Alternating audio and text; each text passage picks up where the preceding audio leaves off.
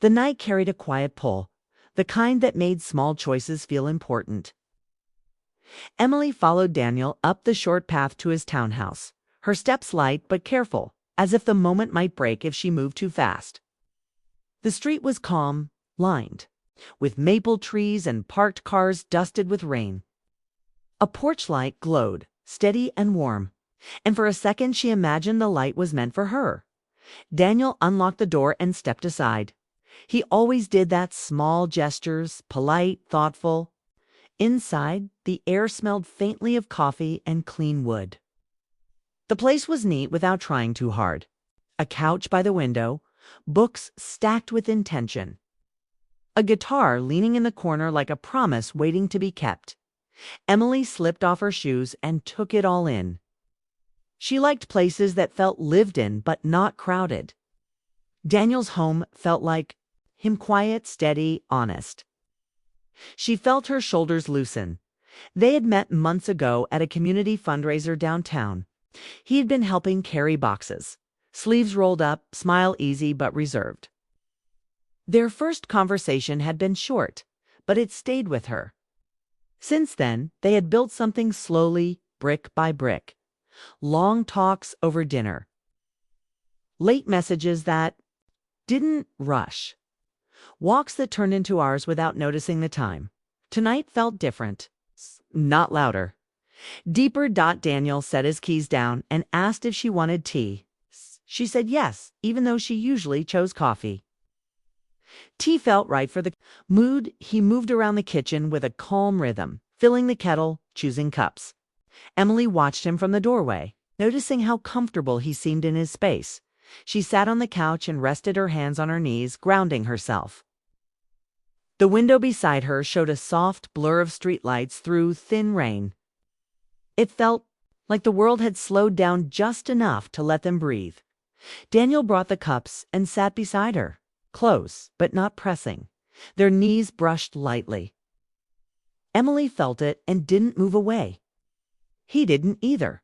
They talked about simple things at first: work stories, a movie he liked, book she had just finished. The words flowed easily, like a river finding its path. Silence came and went without fear. Then the talk shifted. Emily told him about growing up in a small town in Oregon, how she used to sit on her roof at night and count stars, dreaming of places she hadn't seen yet. Daniel listened, his eyes focused, his head slightly tilted, like he didn't want to miss a word. He shared stories of his father teaching him to fix old radios, of weekends spent learning patience without knowing it. His voice softened when he spoke, and Emily felt closer with every sentence. She noticed the way he paused sometimes, as if weighing his thoughts before letting them out. It made his words feel real. The rain grew a little heavier, tapping on the window in a steady rhythm. Emily sipped her tea, warmth spreading through her chest. She realized she felt safe. Not excited in a loud way, but calm in a deep way. Daniel leaned back slightly and let out a slow breath. "I don't invite many people here," he said, almost to himself. Emily looked at him, surprised. "Why?" He shrugged. "It feels personal." She nodded. "It is." Their eyes met, and something quiet passed between them. Not a promise, not a demand. Just understanding. Daniel reached for his phone on the table, more out of habit than need. The screen lit up. Its expression changed just a little. Emily noticed because she had been watching him closely. A message appeared, then another. He turned the phone face down and smiled, but the smile didn't fully reach his eyes. "You okay?" Emily asked, keeping her tone light. "Yeah," he said quickly. "It's just friends checking in." She accepted the answer, but a small weight settled in her chest. She didn't want to question him. She trusted him. Still, she felt the shift, like a breeze through an open door. They returned to talking, but the rhythm had changed. Daniel laughed at her joke a second later than before. His gaze drifted once, twice, toward the phone. Emily stood and walked toward the window, giving them both space. She liked him, but she valued herself too. She wasn't here to compete with anyone or anything. She watched the rain slow, the drops, stretching farther apart. The night felt full, like it was waiting. Daniel joined her by the window. "I'm glad you're here," he said quietly. She looked at him. "Me too." The words felt true, even with the doubt creeping in. She believed moments could hold more than one feeling at once. They returned to the couch. This time, Daniel sat a little closer. Their shoulders touched. Emily felt the warmth and didn't pull away. He told her about a time he almost moved to Chicago and didn't. About choices that look small until they aren't. Emily listened, thinking of her own crossroads, the turns she took without knowing where they would lead. The phone buzzed again. Daniel stiffened. Emily noticed his jaw tighten, the way his hand hovered over the table and then pulled back. He didn't pick it up. He didn't need to. Whatever was on that screen had already found him. "It's fine," he said, more to himself than to her. Emily smiled gently. "If you need to check it, it's okay." He hesitated, then shook his head. "I don't." She believed him, but she also knew denial when she saw it. She had lived it before. Not with him, with others. She shifted her weight and crossed her legs, grounding herself again. She didn't want to rush this moment, but she didn't want to pretend either. "Daniel," she said softly, "you can tell me if something's up." He looked at her, surprised by the honesty in her voice. For a moment, he seemed ready to speak. Then he smiled and reached for his cup. "It's nothing," said. The words sat between them, thin and fragile. Emily nodded. She wouldn't push. Trust wasn't built by force. They talked about music. He played a short tune on the guitar. Something simple and familiar. Emily smiled, clapping softly when he finished. The sound felt like a gift, shared without expectation. The clock ticked quietly on the wall. Time moved forward whether they noticed or not. Another buzz. This time, Daniel's phone slid slightly on the table from the vibration. He picked it up without thinking. His eyes scanned the screen. His shoulders dropped. Emily watched his face change, trying not to read too much into it, but she couldn't help it. She cared. He looked up. "I'm sorry," he said. "Should have said earlier." "Said what?" she asked. He opened his mouth, then closed it. "It's just some friends might stop by." Emily felt the words land, not hard, but firm. She took a breath. "Tonight, maybe," he said. "They're nearby." She nodded slowly. "You didn't mention it." "I didn't think they would," he said. "They're spontaneous." Emily smiled, but it was careful. I see, she wasn't angry. She was disappointed.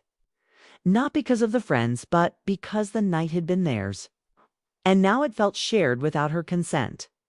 Daniel noticed the shift and leaned forward. "If you'd rather, it's okay," she said, cutting him off gently. "I just didn't expect it." "Neither did I," he replied.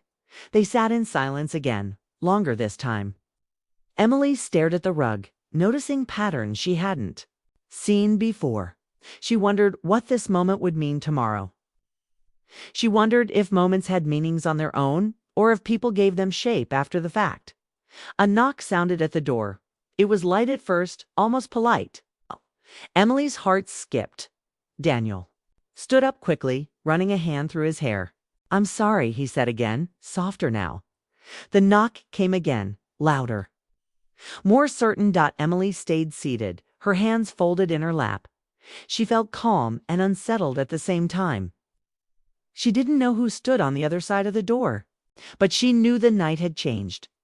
Daniel reached for the handle and the door opened. The door swung open and 3 voices filled the space before Emily could even rise. Mark laughed first, a loud, easy sound that bounced off the walls. Jason followed, clapping Daniel on the shoulder with familiarity, and behind them was Ryan. Quieter but watching, his gaze sharp and assessing. They stepped inside as if the house belonged to them, filling the room with energy Emily hadn't expected. The calm of the evening evaporated instantly, replaced by chatter, laughter, and clinking mugs. Daniel froze for a moment, caught between the moment he had been building with Emily and the sudden arrival of his friends. His eyes flickered toward her, searching for understanding, but Emily stayed still on the couch, holding her tea. Unsure what her role was in this new scene, she smiled politely, but inside, her chest tightened. This wasn't what she had anticipated. She had imagined. Quiet laughter, shared glances, maybe soft music playing in the background. Instead, she had entered a room that had already been claimed by three voices she didn't know. "Emily, right?" Mark said, finally turning his attention to her. His tone was friendly, casual, like he had expected her. "Daniel didn't tell us you'd be here." Emily nodded, keeping her composure. "Yes, nice to meet you." Her voice was soft, polite, but she could feel the subtle shift in her own confidence. She was here, yet invisible in the rush of their arrival. She realized quickly that her role in Daniel's life was sometimes secondary to his friendships. She didn't begrudge him that, but it was a sharp realization nonetheless. The friends began to settle in, making themselves comfortable. Jason sat in the armchair across from her, leaning back with a confident slouch. Mark flopped onto the other side of the couch, brushing his shoulder against Daniel's. Ryan lingered by the window, quiet, observing. Emily felt a pang of loneliness, though she was still part of the scene. She sipped her tea slowly, letting it warm her hands, grounding herself while Daniel tried to juggle attention between her and his friends. Daniel attempted to bridge the gap, asking questions, laughing at their jokes, trying to keep Emily involved. But every time he looked at her, Emily could see the distraction in his eyes. His smiles were genuine, but her place in the room felt uncertain. She wanted to be included, but it wasn't her story being told tonight.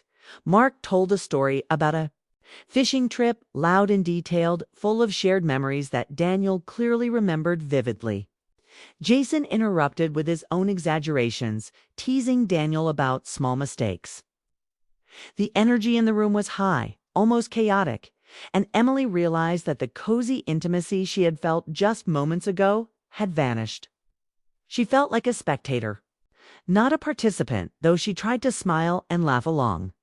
Daniel leaned closer to Emily at one point, a subtle attempt to reclaim the space they had been sharing. "You'll love this story," he whispered, smiling nervously. "Just wait." But Emily sensed the tension in his voice. He was torn between his friends and her, between old bonds and new connections. She wanted to say it was okay, but a part of her was quietly disappointed. She had imagined the night differently, quiet, gentle, theirs. The friends were oblivious to the quiet shift in mood. Laughter erupted again as Jason mimicked Daniel's attempt to fix a broken sink. Mark chimed in, joking about a road trip that went terribly wrong. Ryan, quieter, contributed just enough to be part of the conversation, without dominating it. Emily watched Daniel, noticing how he moved between them, attentive, patient, considerate, but the intimacy they had built earlier had melted. Emily considered leaving, but she stayed. Partly because she cared about Daniel, partly because she wanted to understand this side of him. She realized that relationships weren't just private moments, they existed in public spaces too, in interactions with friends, with the people who shaped the person she was starting to care about. She wasn't angry, she wasn't resentful, but she felt the quiet ache of being on the outside. Daniel noticed the subtle shift in her posture.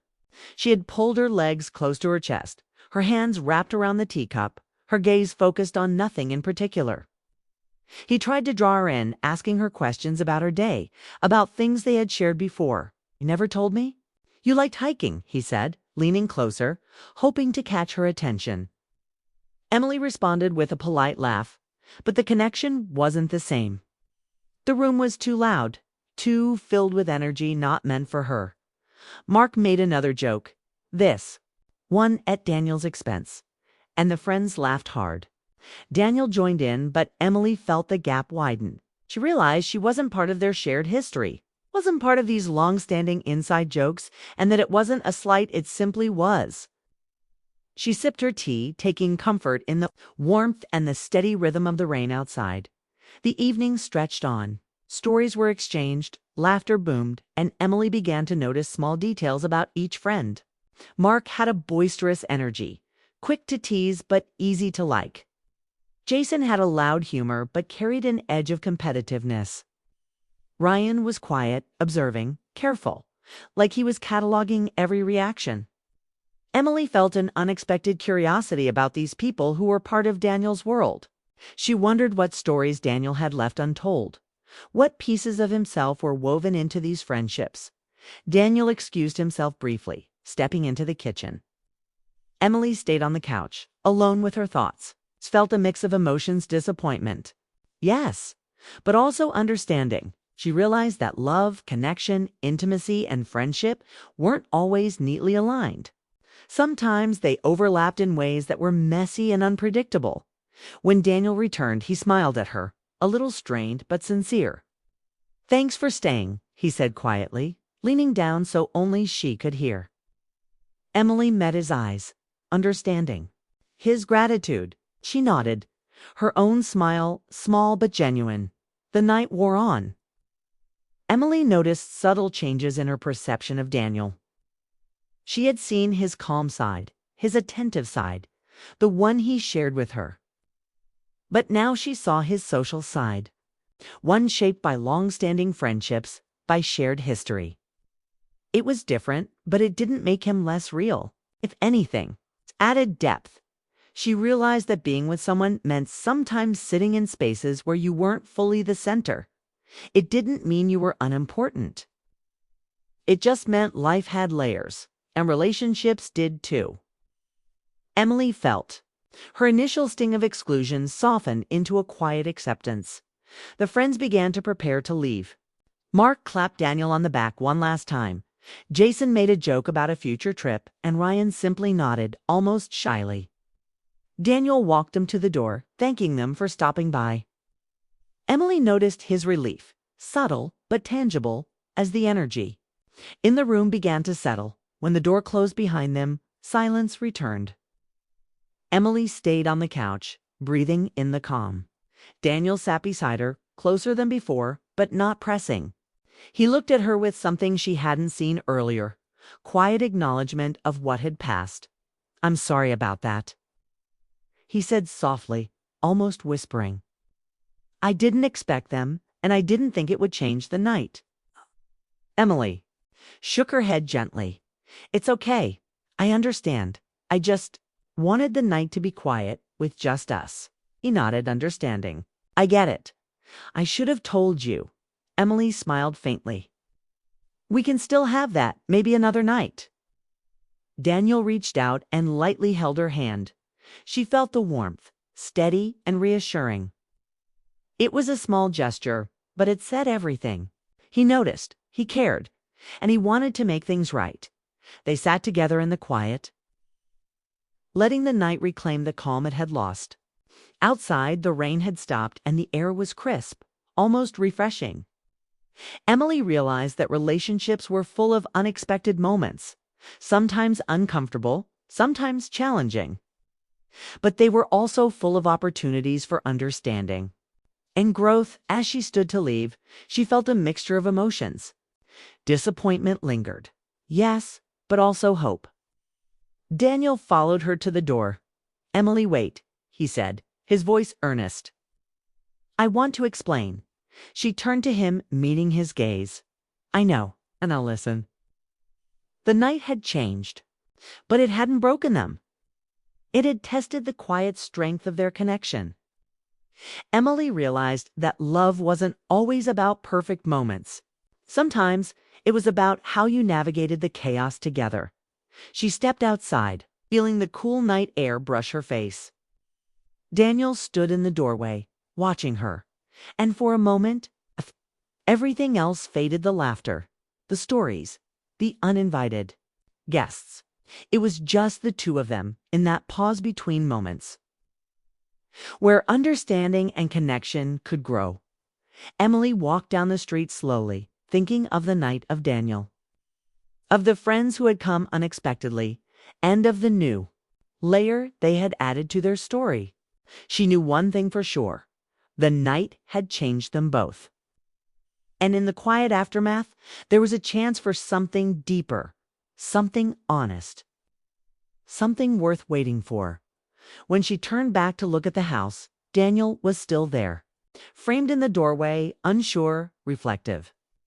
And Emily realized that some nights weren't about endings, they were about beginnings.